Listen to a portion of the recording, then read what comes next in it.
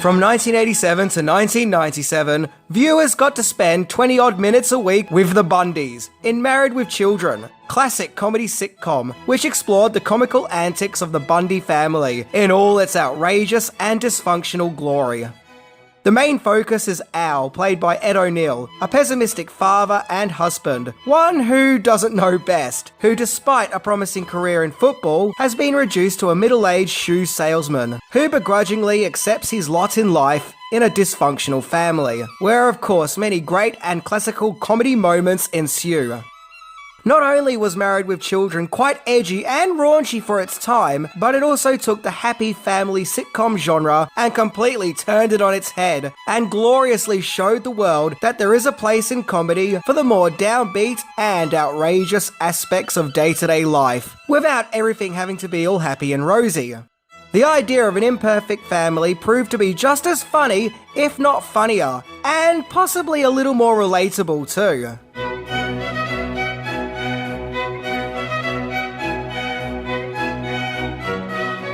So today we are going to explore the longest running scripted live action show in the history of the Fox network by looking into 10 things that you didn't know about Married with Children, and we're going to enjoy it. By the way, I typed in Married with Children on an AI image generator, and this is what I got, as well as this and this.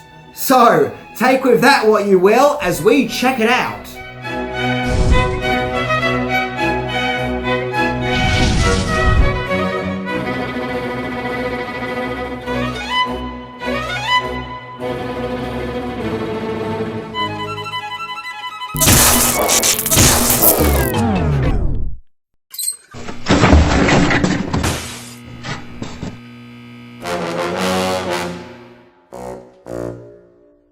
Number 10. The original title.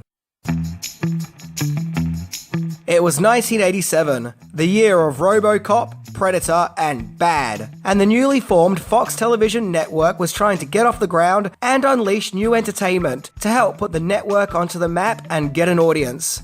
So a good place to start would be to make its first primetime TV show, a brand new sitcom to reach the masses. So writers Michael G. Moy and Ron Levitt were brought in to come up with a new primetime comedy. The two writers had previously written for fellow sitcoms, Laverne and Shirley, and Different Strokes. But with this new sitcom, they wanted to go against the norm. In those days, the 80s sitcoms mainly focused on happy family homes, ones that were seemingly perfect, well organised and pure. Moy and Levitt wanted to go against the grain and show a lousy, dysfunctional family, one that was the anti-Cosby Show. And the original title of the show may have been a little too literal, as it was originally called Not the Cosbys. However, as development went on, the title was changed to Married with Children, probably as not to annoy NBC, which were broadcasting The Cosby Show at the time. Although the title of Married with Children sounds nice, it also describes Al Bundy's predicament, from his perspective, which wasn't so great, but more defeated. I can remember being a kid and seeing the green slime drool down the titles, and I almost thought that it looked ghoulish. Number 9. Casting possibilities. So when it came to the pivotal roles of Al and Peggy Bundy, the actors originally considered for the parts were Sam Kinison and Roseanne Barr, but they turned the parts down. Michael Richards, who had gone to play Kramer in Seinfeld, auditioned to play Al Bundy, but the audition was unsuccessful. Producers of the show were aware of Ed O'Neill thanks to him starring in the stage show Of Mice and Men, where he played Lenny. Despite the fact that he was seen more as a serious actor, he got the part of Al because when he did his audition, rather than just walking through the front door of the Bundy home as scripted, he did a sigh and dropped his shoulders, as if yielding in defeat. It was perfect. This was Al Bundy, so he was cast.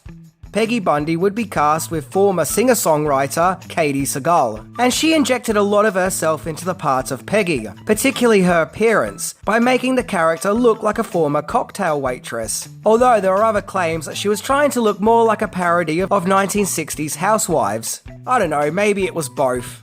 As for the surname of Bundy, producers got the name from real-life wrestler King Kong Bundy. Number 8. The Lost Pilot.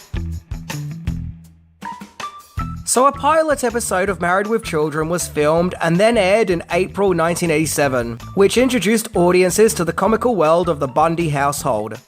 However, before that pilot, there was another pilot, one that was filmed but never broadcast. This pilot featured different actors playing the Bundy children, Kelly and Bud. In this unaired pilot, the characters were played by Tina Casbury, who was an uprising actress at the time, and Bud was played by Hunter Carson, who had previously starred in Tobe Hooper's Invaders from Mars.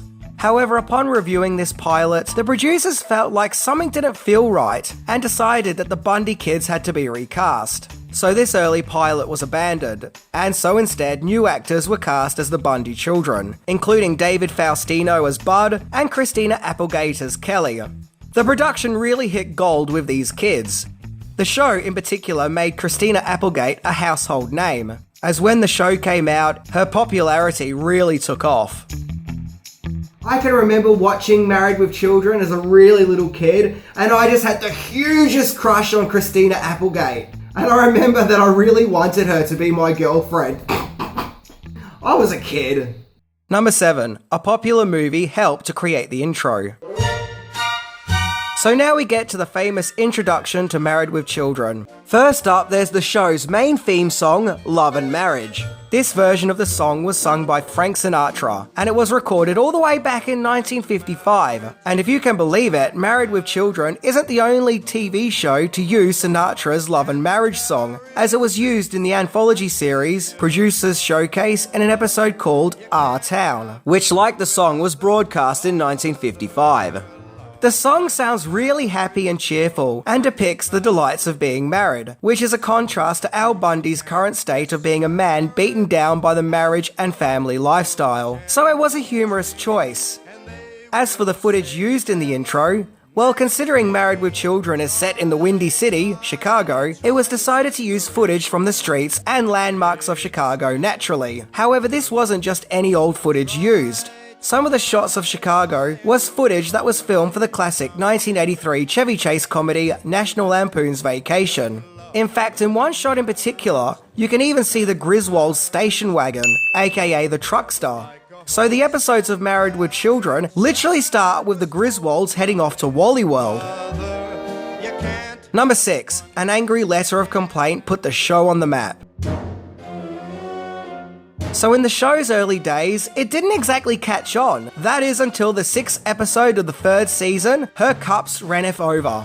According to ONeill, after the broadcast of that episode, a family values activist found the episode so offensive and detestable, she began a campaign and writing letters voicing her disgust at Married with Children, and urged sponsors and the Fox network to drop the show entirely. Now, despite some sponsors pulling commercials from Married with Children, this ordeal actually brought the show to the public eye.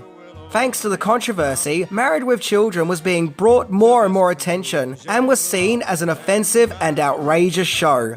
So naturally, this made people actually want to see it. So after this controversy, views of Married with Children began to skyrocket, making it the pop cultural phenomenon that we all know and love, as well as being a huge stepping stone of success for the Fox network. And to add salt to the wounds of the activists who tried to cancel Married with Children, well, according to IMDb, each subsequent year when the show would get renewed for a new season, members of the cast and crew would send the activists flowers as a way of thanking them for making their show a hugely popular hit. Something that I can only imagine really irritated said activist, as the campaign caused the opposite effect. Well, I guess it just goes to show that controversy sells.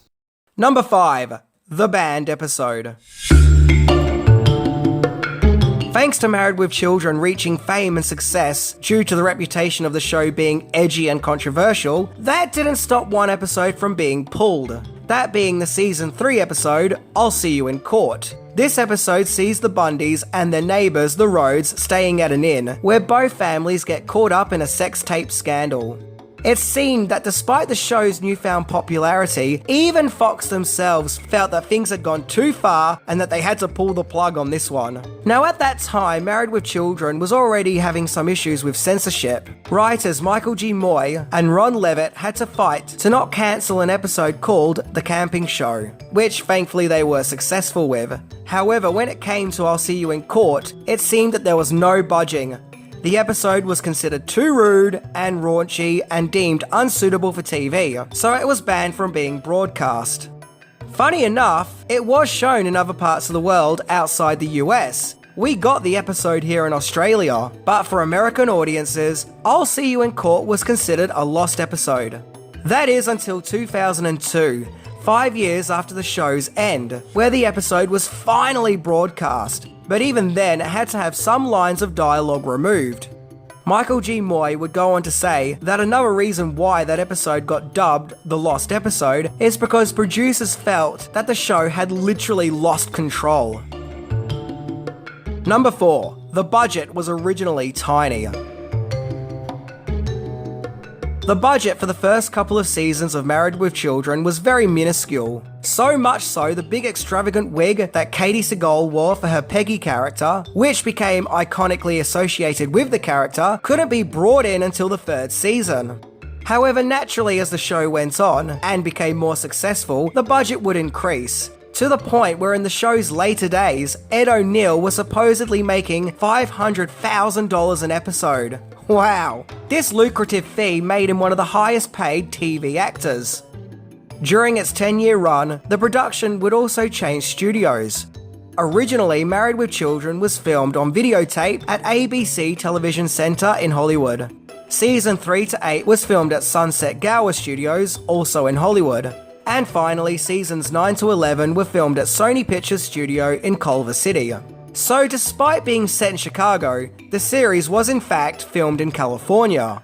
There doesn't seem to be many major dramas that happen behind the scenes, well, not that I know of, apart from Ed O'Neill and Amanda Bess, who played Marcy. According to IMDb, although they originally got along well, somewhere along the line their working relationship soured, with them supposedly arguing over trivial issues. In fact, O'Neill and butt actor David Faustino were the only cast members not to be invited to Bess's wedding. I think it's a shame that they fell out and for whatever reason just couldn't see eye to eye. Number 3. Married with Children cost Ed O'Neill a film role. So without a doubt, Married with Children made Ed O'Neill a huge star, as well as being recognised as a comical funny man. So much so, it actually affected his film role in a movie. In 1992, O'Neill had a small role in a serious war movie called Flight of the Intruder. However, during test screenings of the movie, the audience would burst into laughter when O'Neill showed up on screen, due to the actor's association with Married with Children. And thus his presence was not creating the serious and dramatic effect that the filmmakers were hoping for. So despite all his scenes being filmed, reshoots would have to take place with a different actor in the part. So yeah, because O'Neill was too damn funny in Married with Children, it cost him a movie role, of which he had already filmed.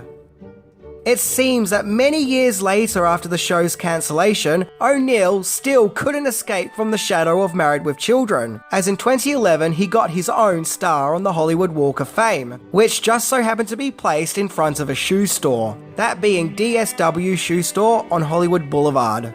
Now I don't know if this was someone's sense of humour, giving Al Bundy's occupation of working as a salesman at a women's shoe store, or if the ordeal was just one big coincidence.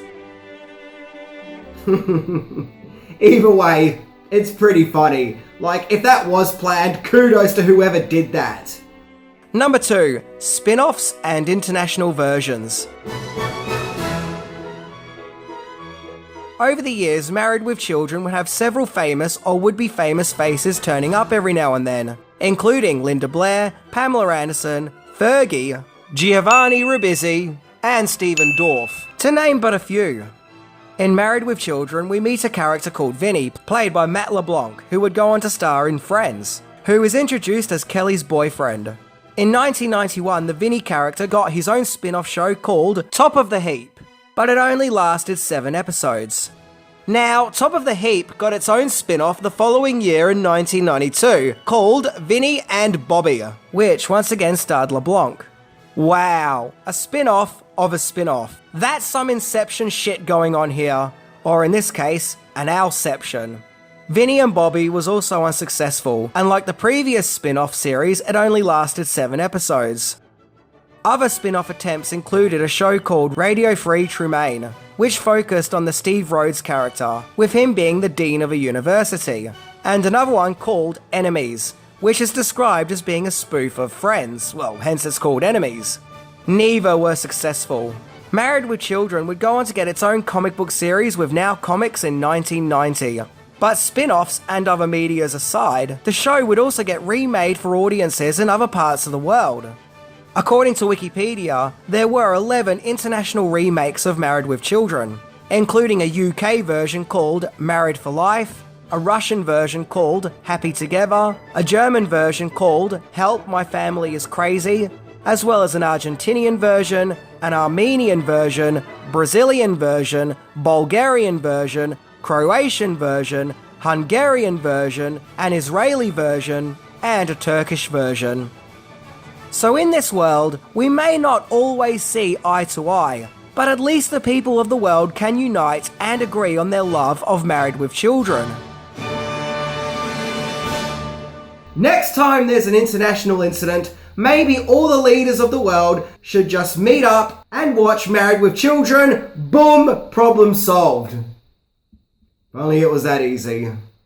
Number 1. Cancellation. So Married with Children had become a huge staple of the 90s, a part of the zeitgeist of that decade. But all great things must come to an end. After 10 years, 11 seasons, and 259 episodes, the unthinkable happened, and Married with Children was cancelled. The cast wasn't informed of the cancellation, and according to several sources, Ed O'Neill discovered the show had been cancelled while on vacation, when he overheard 2 people talking about the show being cancelled whom had just read about it in a newspaper, and Christina Applegate found out through 2 friends.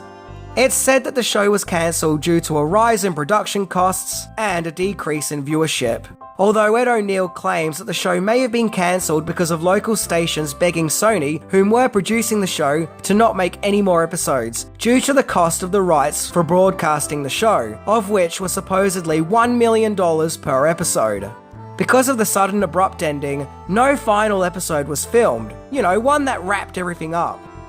O'Neill approached Fox about the possibility of doing a final episode, where the Bundys win the lottery and during their celebrations, a tornado arrives and destroys everything. Wow, that would have been kind of awesome. Over the years, the show has had an increasing nostalgic love, and it is considered one of the best sitcoms of the 80s and 90s, and one of the best sitcoms of all time. One that broke conventional norms and barriers, as far as what TV shows could be getting away with, and turning the happy family genre on its head and displaying a dysfunctional family. One that's very outrageous, but also relatable, and of course, very funny. So for that reason, Married with Children will always be a remembered TV show. One that's edgy with its subject matter, that kept its audience in hysterics for an 11-year stretch. One that proved that sometimes you have to go against the grain and do something completely different and outrageous. A show that proved that even the dysfunctional and pessimistic aspects of life can still bring with it many great comedic moments. Married with Children is a staple of 90s television, and its fan base is just as strong now as it was 30 odd years ago. And there are even plans to bring the show back as an animated series, which would actually be pretty awesome. So we'll just have to wait and see how that turns out. Anyway, I'm Minty, and I think it's a shame that we didn't get that final episode where a twister runs amok at the Bundy household. See ya!